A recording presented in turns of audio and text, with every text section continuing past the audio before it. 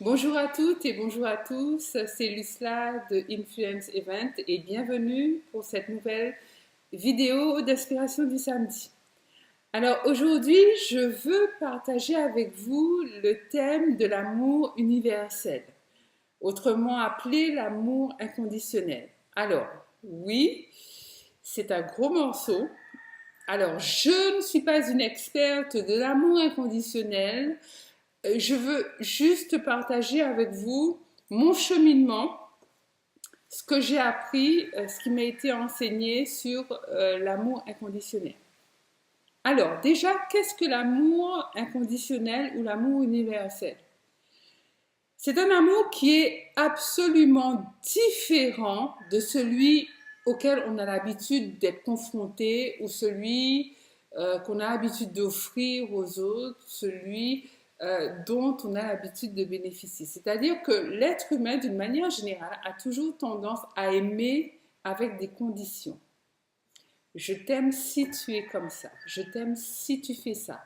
Tu m'as fait ça, je t'aime plus. Je t'aime, mais en fait, l'amour inconditionnel, c'est un amour qui n'a pas besoin de conditions pour être manifesté.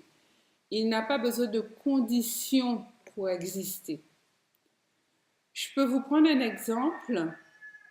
Des parents ont un enfant adolescent et la police les appelle pour leur dire que cet enfant a été arrêté parce qu'il a volé dans un magasin.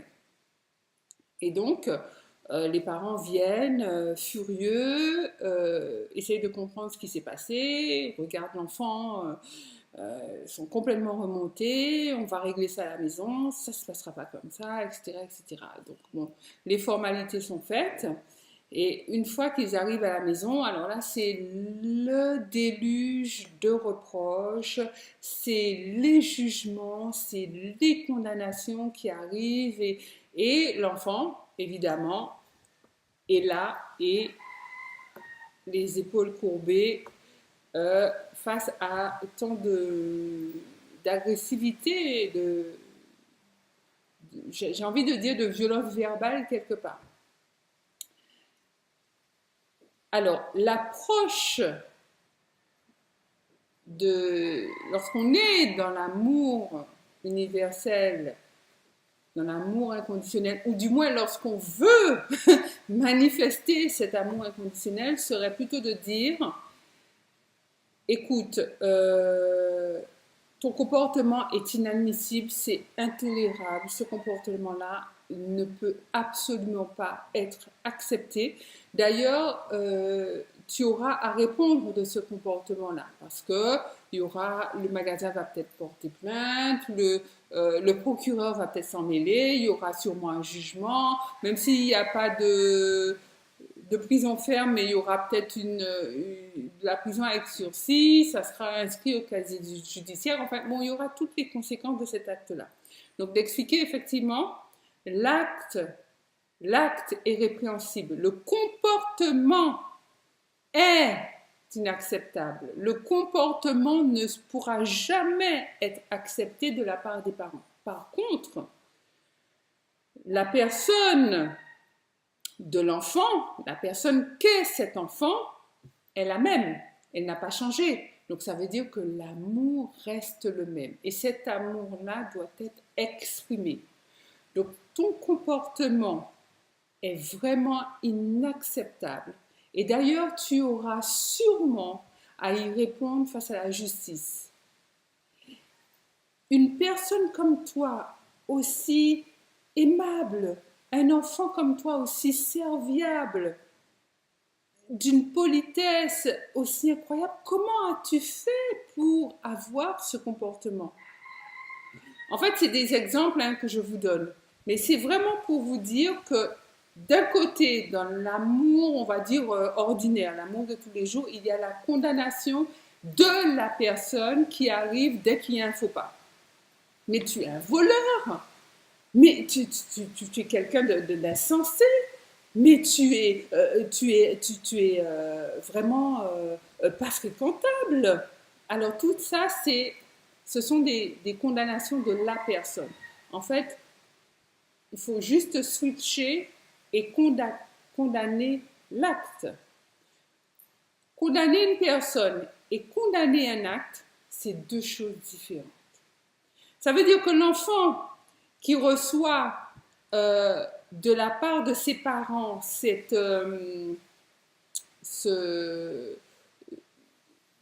comment je pourrais dire, toutes ces condamnations, si vous voulez, mais à propos de son acte, de l'acte qu'il a fait, du vol, ben, en fait, va comprendre, même de manière inconsciente, que leur amour, il l'a toujours. C'est l'acte que les parents sont en train de juger et de condamner, et pas lui. C'est-à-dire qu'il est toujours leur enfant, qu'il est toujours digne d'amour et qu'il est toujours une personne aimable et digne d'être aimée. Voilà, j'ai pris cet exemple-là pour vous montrer de manière peut-être un petit peu caricaturale, mais que ça soit clair, que l'amour inconditionnel, l'amour universel, laisse toujours la personne au centre.